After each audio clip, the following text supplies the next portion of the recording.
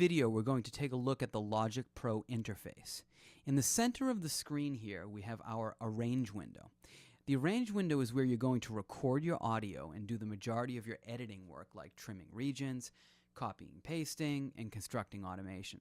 As you can see here, the Arrange window lets me view my tracks, which are up here along the left-hand side. And it also lets me see my audio regions here, and also the waveforms within them. In the bottom right-hand corner, I have my horizontal and vertical zoom, allowing me to adjust the size of the window to my desired preferences.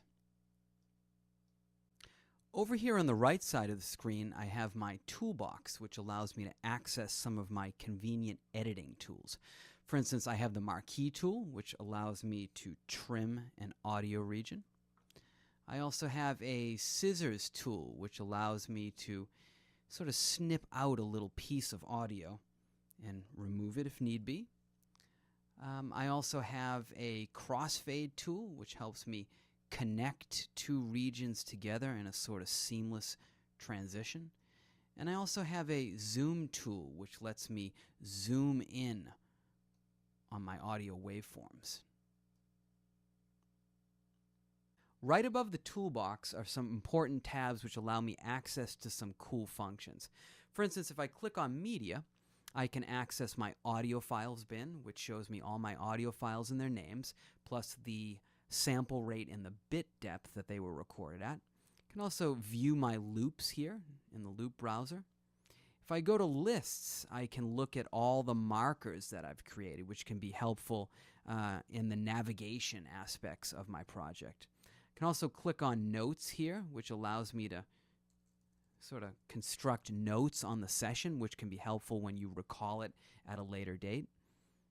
I also have my color coding options here, which allows me to color code an audio region or a track. So for instance, I can click here on this and color code that green. I can click on this, color code that red. And finally, we have our bounce shortcut, which gives us access to our bouncing options. So for instance, we can choose to bounce out our file as an AIFF file or maybe even a WAV file. We can also change the bit depth. We can change the sample rate.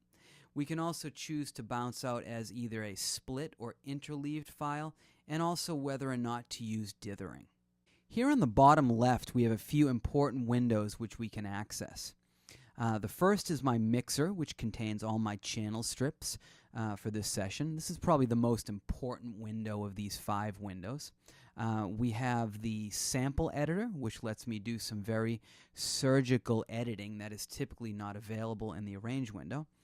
The piano roll shows me all of the MIDI events that I've constructed within my session. The score window actually creates standardized notation of all of the MIDI events, which is a really cool function.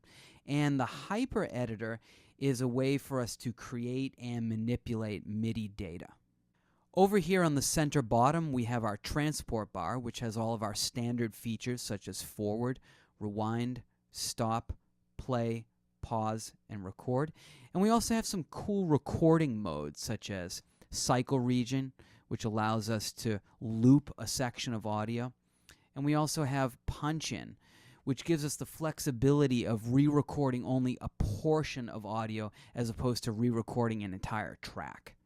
And lastly, up in the top left-hand corner here, we have our inspector panel, which allows us to tweak some of our MIDI settings, also our crossfade settings, and also whether or not we're in flex mode or not. So there you have it, a quick look at the Logic Pro interface. Thanks for watching.